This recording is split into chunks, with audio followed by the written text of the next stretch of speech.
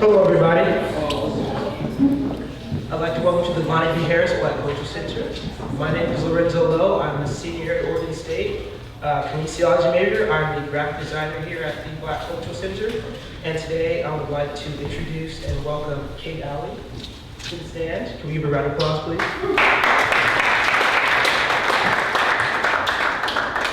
I was saying we got the memo on the dress apparently today. We got our book it up on.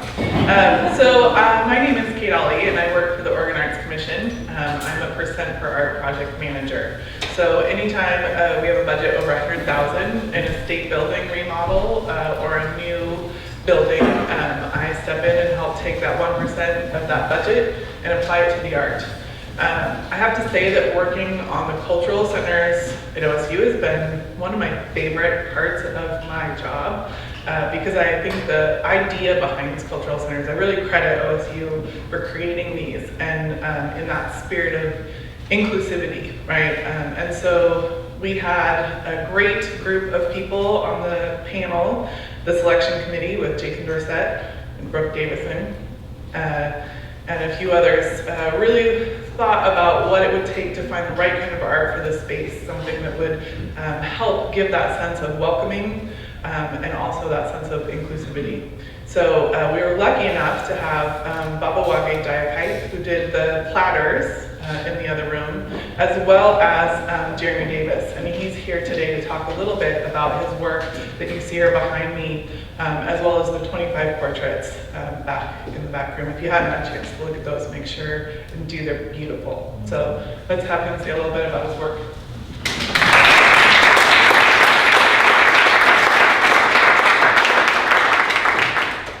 Hi, so I'm Jeremy Davis. Didn't really prepare much about myself, but I will say that I'm from North Carolina originally. I moved to Portland in 2007 to expand my art career. Kind of ran out of opportunities in Charlotte, where I'm from, and moved to Portland, which has all sorts of great opportunities, like similar to this type of thing, through the Oregon Arts Council and the Regional Arts Council as well in Portland. So this actually is the first type grant or project that I've done in this regard. And I want to say that it was really exciting to work on, really easy to work on with Kate. She was very helpful through that process. But with that, I just wanted to talk a little bit about this piece, some of the elements that I used in the piece. So I'm just going to start at the top with the quote. I chose this quote, it actually took me a long time to find the perfect quote. I like surf the internet and look for inspirational things that kind of addressed. Actually, let me go back. So the name of the piece is Predicting a Movement. And from the start, I wanted to do something that spoke to jazz music, because I recently got into jazz music. And actually, when we came for the initial kind of consultation of the space, the students seemed to be really interested in jazz music. So that was kind of my jump off point. So when I started researching for the piece, I found this quote from Stanley Crouch that said that jazz music predicted the civil rights movement more than any other art in America. So that was kind of my jump off.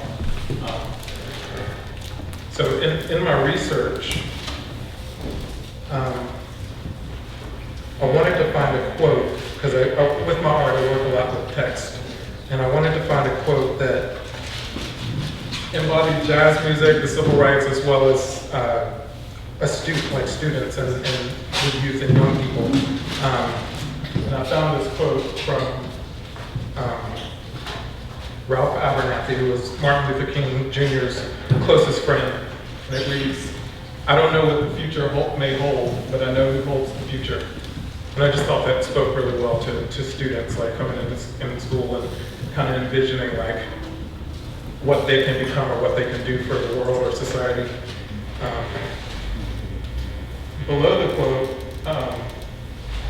but also with the quote, I thought that it kind of spoke to jazz music or freestyle jazz music. because you don't really know where it's going a lot of times, but it has like a vision, it has like a focus. So that's how it relates to that. So below the quote, and going along, I have 3 different jazz musicians, John Coltrane, Max Roach, and Charles Mingus. And again, in my research, I found that the 3 of them, in different respects, kind of address civil rights, some more than others. Like Max Roach produced with, I forget the other guys he worked with, this record, We Insist, that I listened to a lot while I was working on this painting and the pieces in the background as well. Coltrane was less so involved as far as like his music, but he played shows in support of the civil rights movement, and Mingus as well. The 2 of them were just very active as far as like showing their support with the music that they played in the movement.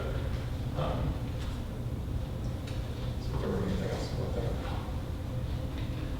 that. I wanted to speak about, so the We Insist album is an amazing album, by the way. This also kind of speaks to the freestyle jazz. It kind of bounces around all over the place. There's a woman named Abby Hawkins that sings on it that sometimes her singing is so like, I don't want to speak too much about it, but it just felt like really like intense. And some of the movement and like the piece of the painting that I did, if you get closer, you can see some of the gesture. It's kind of a reaction to that album and some of the screaming and that she did on it. So I'd recommend checking out that record if you get a chance to. But with the album cover, I thought that it was really interesting because I don't think it's an actual sit-in, but it was a setup to look like a sit-in that was going on in the 60s, that movement. And I really liked the 3 figures, how they addressed the audience. And I wanted something that was kind of confrontational, but also inviting, like you want to like know more about these 3 guys. And I painted it, it's an actual photo, but I painted it in a way to look like graffiti or like propaganda, which was also big around that time. Graffiti was like kind of taken off, graffiti art in New York, and propaganda art. So it's supposed to be like almost like a post-up that you would see. See if I wrote anything else about that. Yeah. So, and below that, actually, I'll move to the image of the walkout that the BSU did in 1969. Is that right, Jason? In 1969, it was in defense of Fred Milton.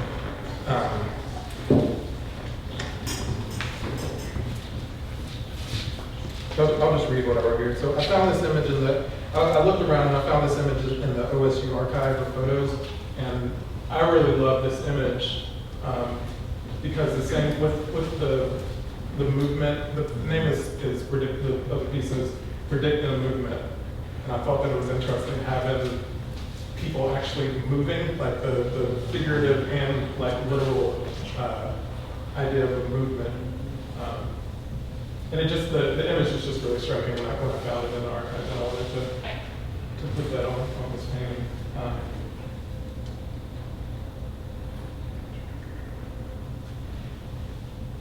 So, and with that image, it kind of moves into this figure 8 that if you get closer you can see I use like kind of a gravel tar kind of medium to create that. So I wanted to give the idea of a road that we're all along, like walking along a road together and trying to achieve something. But it goes in this figure 8 that I don't want to say it's a negative connotation, but like I know a lot of times we feel as a people that we're kind of doing like the same dance and just like walking the same path, and there's not an endpoint, but the idea for me is to just keep walking that path, and at some point you'll get out of it. You'll see like the light at the end of the tunnel, I guess. So that's pretty much the whole piece. The dots over here don't really mean much. I just wanted to say that. Like, so I don't want people to investigate too much, but I do a lot of I'm a graphic designer as well. So layout is really important to me, and like the side of that piece just felt really empty, and I just wanted to do something that kind of drew the eye to this image, so that's, or to the figure 8, so that's what those are there for. And if you were to see more of my work, you'd see that kind of graphic elements on the pieces. So that's really the description of this whole piece, and the orange and black, obviously, for Oregon State University colors. So, and there's also, I don't know if everybody saw the portraits in the back. There's, I think, 31 of them, I think, total. 30 smaller ones, and then one larger one of Lonnie B. Harris, the namesake for the Cultural Center. And the other portraits are, again, like racked my brain trying to find, trying to limit it to 30 because there's way too many like influential African Americans to like find. So it was kind of a struggle to do that, but I got it down to 30, and then the large one is Lonnie B. Harris, like I said. But with the smaller portraits, I wanted to paint them as like younger, like when they were kind of college age or like a little bit older, to show, so they could be relatable, I guess, for the students when they walk in. They see that this is what they look like. They were bright-eyed kids, you know, that before they were like world changers, you know. So just kind of like an inspirational, just a little nod to the students here. Really, that's all I got. Yeah.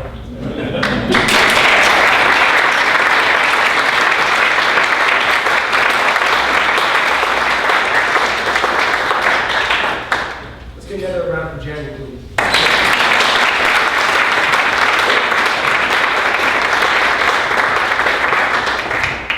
Now, this time I'd like to introduce our special guest, Laura Retta Middleton, the wife of the late Fred Middleton, and pioneer for what we can now call the Lonnie B. Harris Black Culture Center here at Oregon State, also the inclusive environment that we do create here at Oregon State. Please help me welcome her up.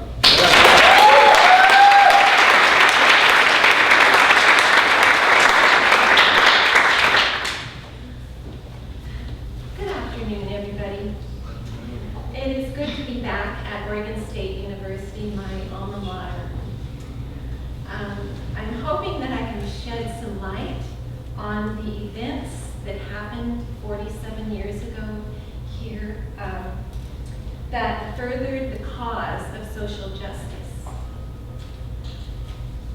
If God were looking for a person to stir the Corvallis community out of complacency in the year 1969, God found the ideal person in Fred Middleton.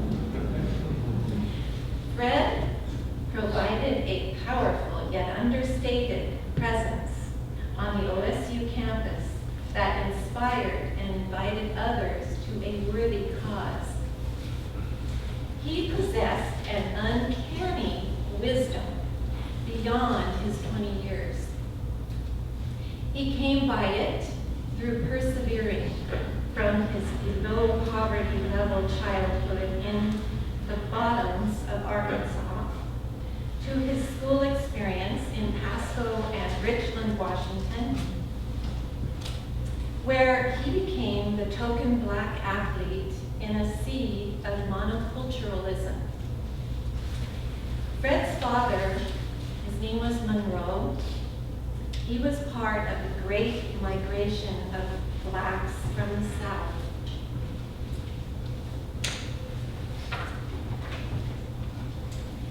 He moved his kids, Robert, Fred, and Wanda, with him up to Washington. Ultimately, Fred became the first college graduate in his family, always able to trade his athletic prowess for scholarships to attend school. At OSU, he joined the 57 black students out of 14,500 total students on the OSU campus. He also became a middle linebacker for the renowned Giant Killer football team of 1967.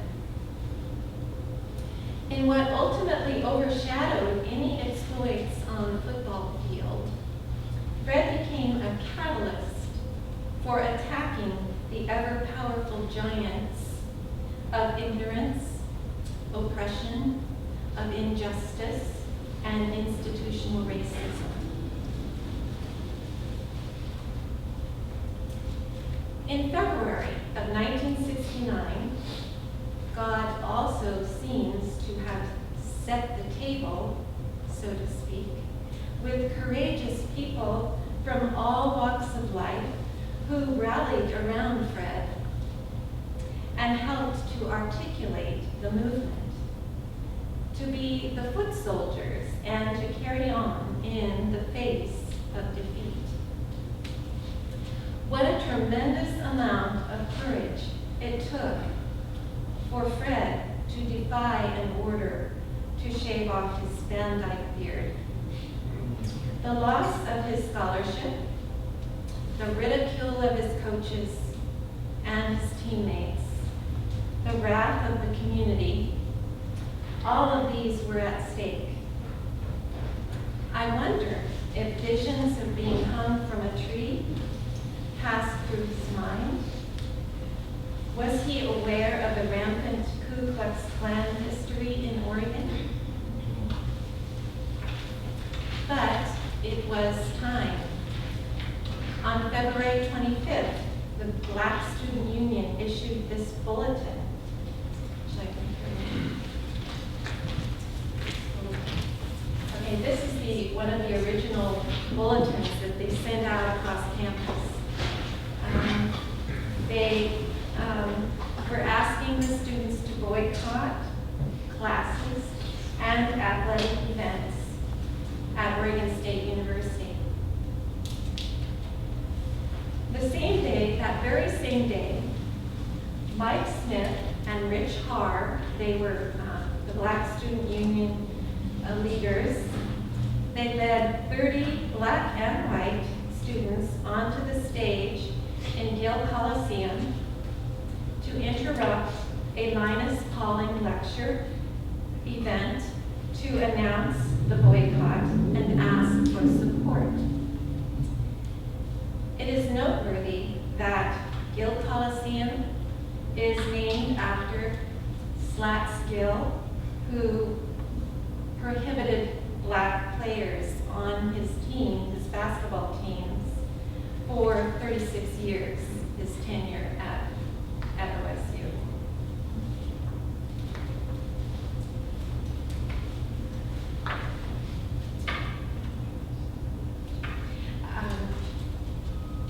The Black Student Union provided stellar leadership. They included Mike Smith, who was the president. They included George Carr, Annette Green, Morris Anika, Joyce Marshall, and the advisor, Carl Helms. They organized rallies, they staged protests, and they spoke to the media. Many black athletes jeopardized their scholarships, such as, in track, Willie Turner, Don Parrish, Ernie Smith, Onaya Bates. And basketball players included Dave Moore, Jim Edmond, Andy Hill, and Freddie Boyd. In football, they included Fred Milton, Bryce Huddleston, Leon Bryant, Louis Armstrong, Mel Beasley, and Rich Haar. Although 173 white athletes signed petitions supporting the athletic department's stand, there were some notable exceptions. Dick Fosbury, who was the famed high jump Olympic gold medalist, he supported the BSU cause. Bill Enyart, the famed All-American fullback, tried to find middle ground. Tim Perkins was a white basketball player who was vocal in support of the Black Student Union and was dropped from the team. Support came from John Fraser, who was the OSU student body president,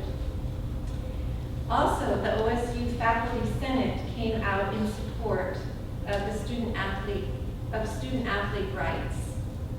Among the faculty that was supported was Frank Harper, who was an OSU English professor.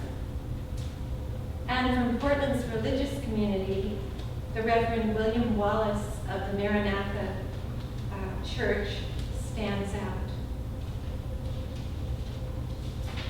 Support from other universities happened also. It was at the University of Oregon. There were black athletes there that were rallying to the cause. One of them's name was Dave Robertson, who was a tight end. The Black Student Union at the University of Oregon was also very supportive, including Oliver O'Farrell. And Dick Jones was president of the student body at the University of Oregon. He staged a demonstration before a University of Oregon basketball game. At least 400 people filed onto the floor that night at that game. And they endured catcalls and they endured eggs broken.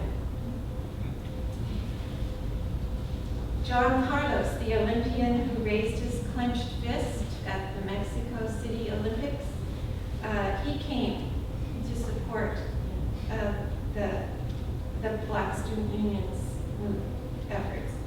And at Washington State University, Dennis Hogg was a basketball player who boycotted one of the games with Oregon State University.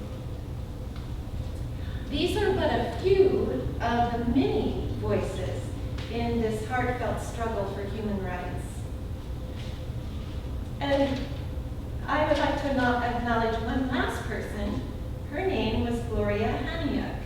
She was a sophomore in home economics. She took the time to write a beautiful article in the school newspaper supporting the BSU.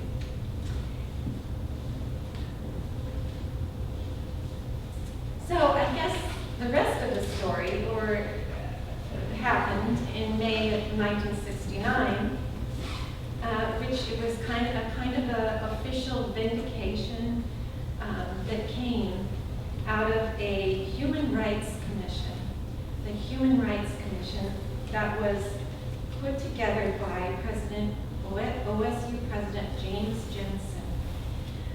This Human Rights Commission met and considered, and they came up with a ruling. They ruled in favor of Fred. They ruled that his human rights had been violated and that the OSU coaching staff needed to make changes in some of their rules, including the clean-shaven rule.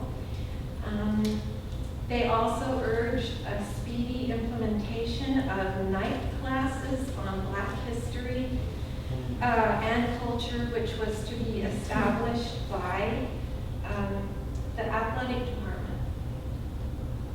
It was a big step forward for the collective betterment of this small corner of the planet.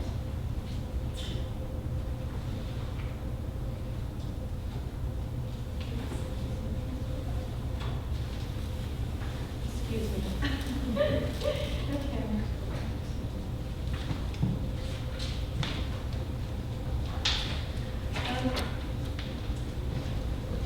I would also like to thank and acknowledge the OSU community that supported the building of this beautiful facility and the mission of the Lonnie B. Harris Cultural Center. I'd like to thank Jason Dorsett and Steve Anderson for inviting the Milton family to this event, and to Terrence Harris for his ongoing leadership, to Jeremy Davis for his wonderful artwork, to Lorenzo for showing me around the facility, and to all of you who are working to not let this history die. To not let this important story, Oregon story, die, that we will not forget the 47 students who walked off campus. They walked past the library. They walked out through the gates on the 11th and Madison Street, jeopardizing themselves for the cause of human rights. That you will continue to preserve the stories that are yet to be told, to use them as stepping stones for molding a future, continuing the struggle towards social justice. And I thank you for having me here.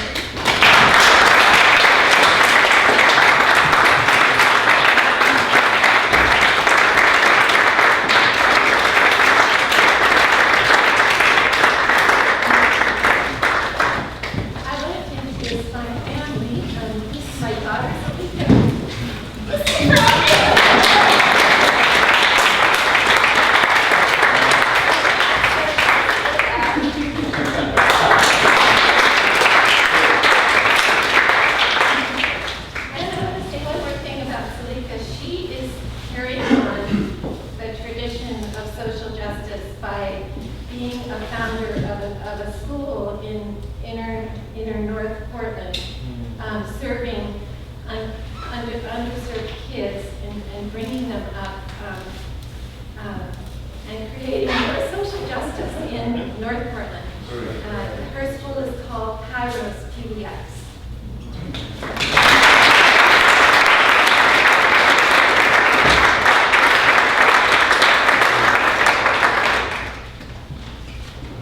Thank you, Mrs. Miller. Thank you.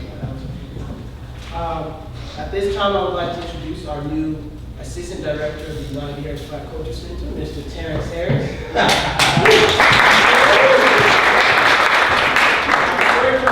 little bit of background as to where he came from. Terrence Harris grew up in Louisville, Kentucky. He went to the Western Kentucky University for his undergrad in general business, and the University of North Texas for his master's in higher education and student affairs.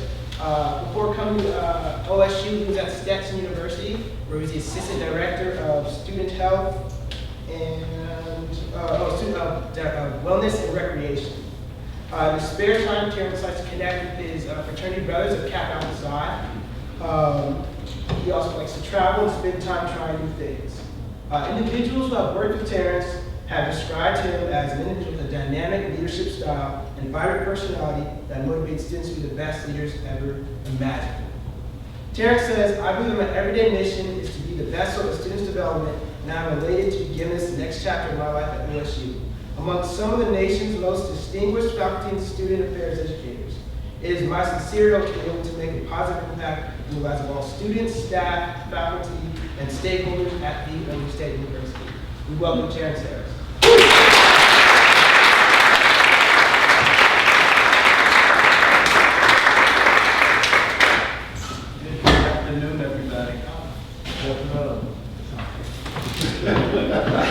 It's better than I can't even say something. I'm first of just humbled and honored and grateful, I thank God for being here. Thank you to OSU, to Jason, to the staff for even selecting me to be in this role. Let's give another hand to Mrs. Milton.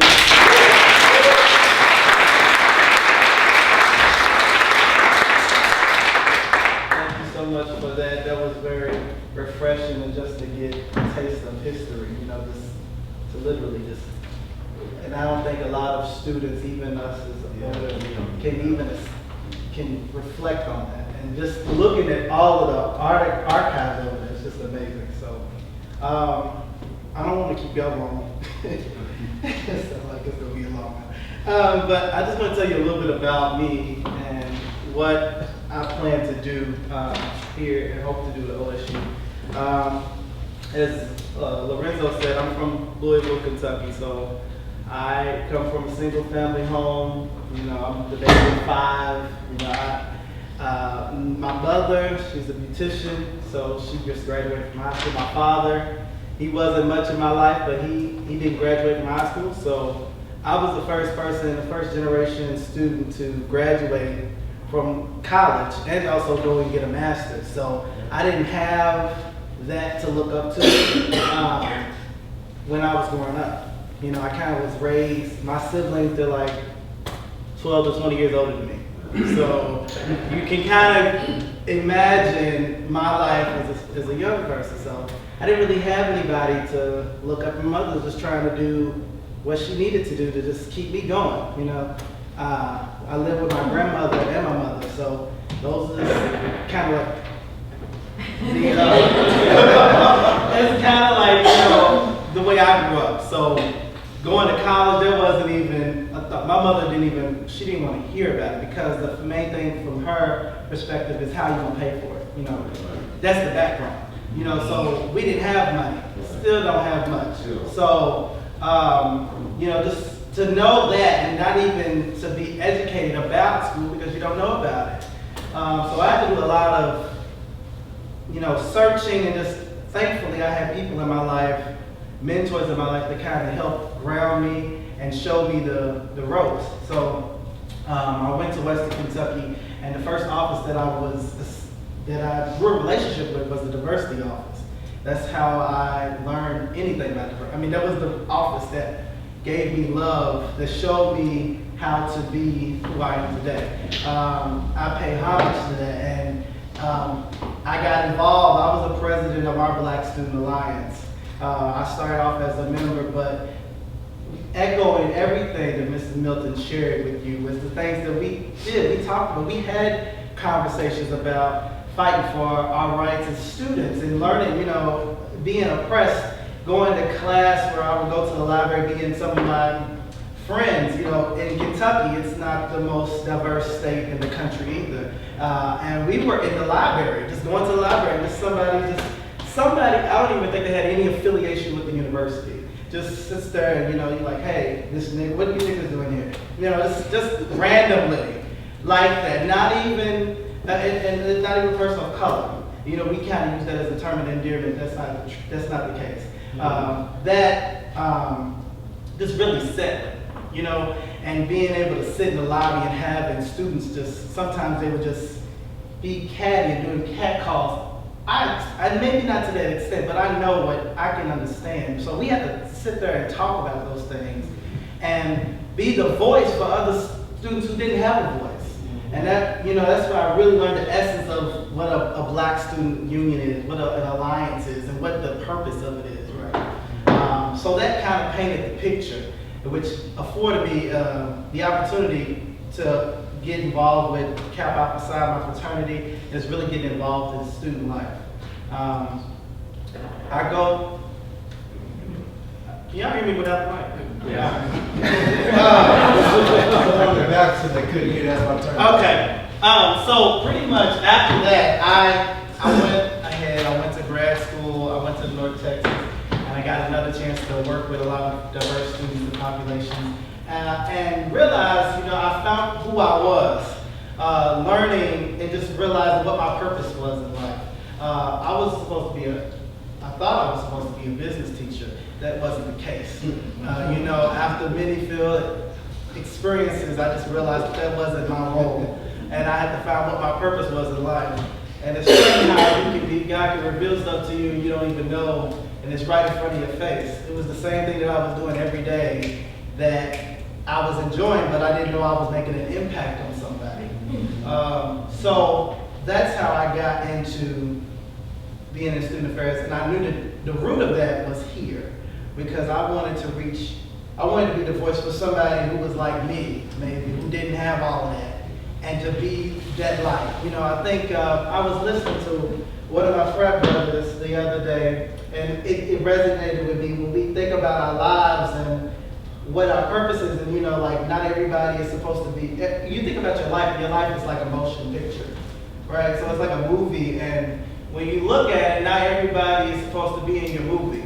Like certain people are only supposed to be in certain scenes, and you got other people who are supposed to, you know, they might have a recurring role, and then you got the main characters. And I think about my life, and like, you know, coming here was not the easiest thing, but I knew that it was the next scene in my life. I knew that I had to fulfill something because there was somebody coming into this movie that I'm playing, and I need to, it's a part of me, my development, to help them develop. And you know, you got these extras, so all these other folks who really don't matter, and you're trying to bring with you, and they don't even need to be there. So I think, and I resonate that with students, you know, it's an opportunity for them to realize who they are. This is the developmental stage of a student, realizing what your purpose is and what you're meant to do, and to be afforded those opportunities to enjoy school. You come in here to get an education, but you also come in here to grow and develop. And that's a part of the vision that I have, is to inspire, uplift, engage, and develop. So that's my vision here for the BCC. There's a quote that I like to read, a couple of quotes. The first one is from Dr. Martin Luther King. He says, "Darkness cannot drive out darkness. Only light can do that. Hate cannot drive out hate. Only love can do that." In order for us to really be an inclusive group, or being in an inclusive environment, we got to learn that each of us has a life. We each have a purpose in this life. And I want the students to know that you are here for a reason, and not to let somebody else's interpretations or perceptions of you diminish your light, because your light is here to shine in the darkness. You know, it only takes one person to light up a room.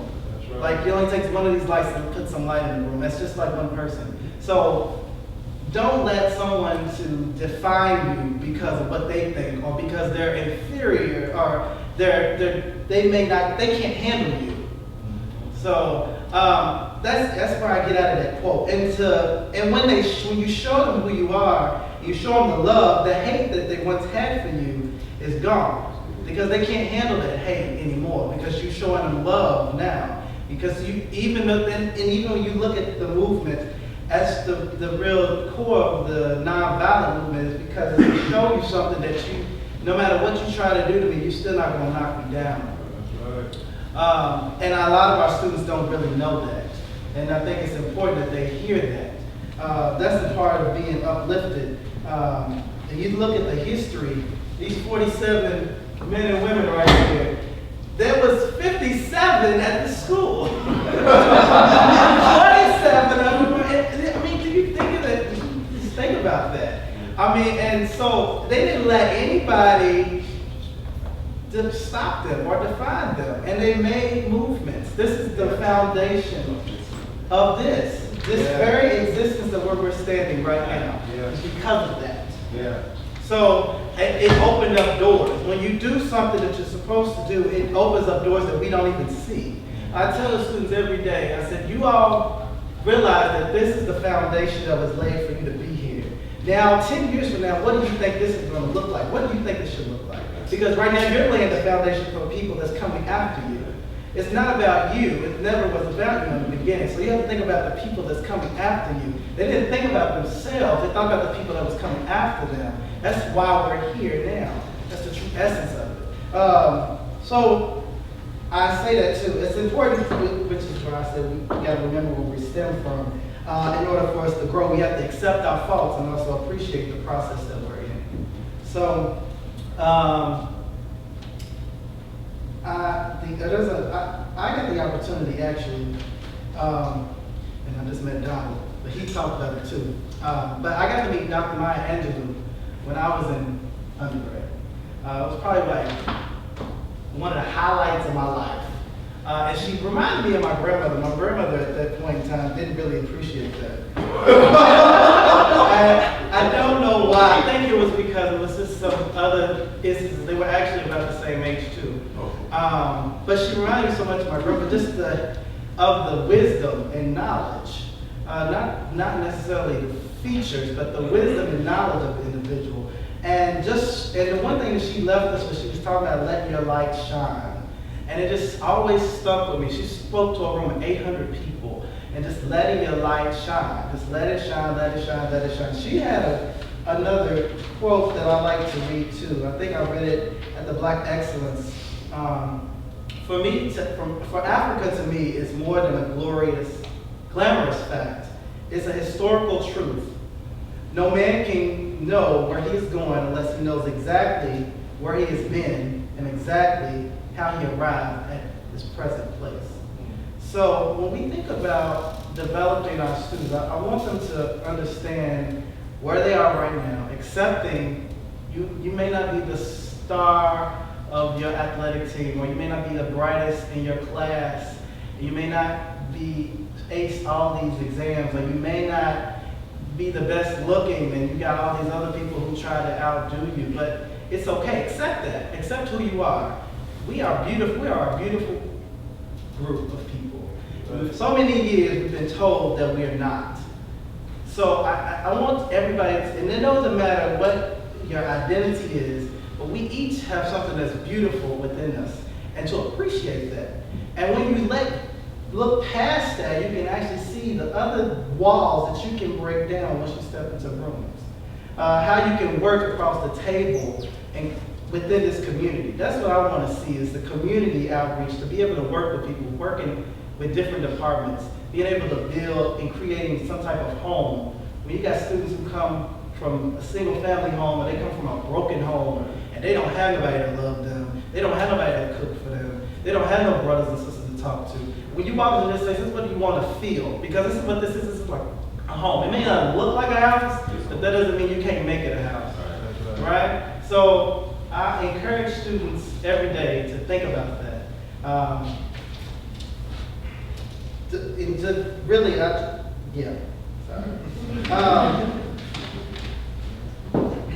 The other thing that I was thinking about too, when it comes to, there's 4 main goals that I want to do out of the BCC. One is to establish a Black Alumni Association. One thing that I feel like our group, most young, especially young men and women definitely need, is someone who's been here before. Having graduates from OSU talk about their experiences, being mentors and guiding our students to help them grow and develop. I think that's a real integral part. When I think about my undergraduate experience, I come from the East, the South. It's East up here, but the South. We had those instances where we had Black alumni come back, and it's like it's like a family reunion. You have that love, and even people who graduated 20, 30 years ago or created our chapter for our fraternity, and they still have a connection to students now. I think that's missing, and that's a real growth and maturity piece that will help somebody to know. You gotta, in order to, like I said, in order for you to go somewhere, you gotta know where you came from, and there's a lot of history there. We just heard about that today, but I think also being able to share those stories, interaction, to have mentorship, to raise money, to have fundraisers. Like, in order for you to grow as a group, we always get back to our Black Alumni Association, being able to have money to be able to afford things to do within the center, to have scholarships for students who don't have the resources. That was some things that I would like to see happening from this space. It's a unique space here at Oregon State because no other school that I can think of in the country has 7 different cultural centers that actually have the centers designated for each different group. And I think that's so unique, and it's an amazing opportunity for this institution, as well as every CRC that we have and all of the students, to be able to build foundations that's making us globally recognized, not just across the country, globally. That's one thing. So building a community within the BCC, for students to work with community resources, being able to give back. I like that our students, we have an NAACP on campus, to be able to branch out to other parts of Corvallis and working in the community, so students know how to share experiences from their current realities. So I think that's really important for us to understand. Thinking back when I was at the BSA, we would always work with, we had some type of community involvement, whether it's working with the soup kitchens, whether it's going and cleaning up highways, whether it's going and donating our time to the nursing homes, or going to even tutor young students. I think that's important. Provide transferable skills for future careers. So our students here, we know that they're not going to be here. But I always say, you don't go to college, you go through college. College is not your final destination. So I feel like we are developing their career development. So helping them to teach, to lead, to do things like this, to be able to communicate. That's important because we want to develop you to be strong in the field because they already saying that you're not strong enough to work, you're not competent to do it. But we're going to make sure that that's not the case, right? So that's what we want to build these leaders and develop that. And provide support to African American students at OSU, which kind of sums it all up. To create a fun atmosphere, to acknowledge the history of where the center started and how it continues to develop for future generations. Where we want this to go. The mission for the diversity and cultural engagement is a cornerstone of OSU student diversity efforts. DCE is committed to the overall development of underserved students. We create and advocate for inclusive and educationally purposeful initiatives that enhance deep learning, academic success, cross-cultural fluency, and self-efficacy by fostering a climate that supports social equality, community engagement, and global membership. So I want to continue to do that, but also allow students of color to learn, live, develop, inspire, and appreciate African American culture. Working with faculty and staff so that they understand, learn the history of it. A lot of our students don't know their history, where they come from, what things have already been derived, and appreciate them. It sounds boring to me as a young student, but as you think about it and you realize and you marinate on it and reflect, it's very refreshing. But to sum it all up, I got another quote that I want to say. This is from President Obama, President Barack Obama. He says, "Change will not come if we wait for some other person or some other time. We are the ones we've been waiting for. We are the change that we seek." So we can't wait for the next class to come in. We can't wait for the 5 years from now for this to develop. We have to start now, and that's a piece of implementation. We have to put the boots on the ground, right? So I want to end by saying, I've been doing a little hashtag campaign, so this is what I'm going to say. Hashtag back to the BCC. Hashtag back to the Black Cultural Center. We got to get back to where we were, get back to the roots, get back to it so that we can move forward. Hashtag back to community. Hashtag back to heritage. Hashtag back to pride. Hashtag back to love. You gotta love and appreciate. Hashtag Black Lives Matter. Hashtag All Lives Matter. When we do that and we work together, I think we will be able to create something great and amazing. That's it.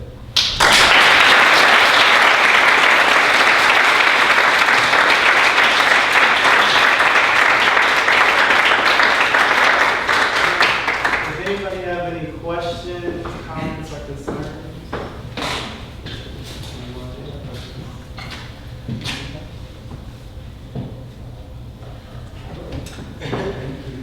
Thank you, Terrence. Also, I'd like to give one last round of applause for all of our guests today.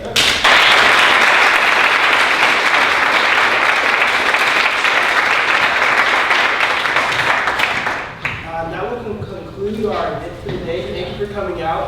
If you'd like to stay and look at the artwork here and also in our back meeting room, you're more than free to. Again, thank you for coming out and drive safely. Thank you.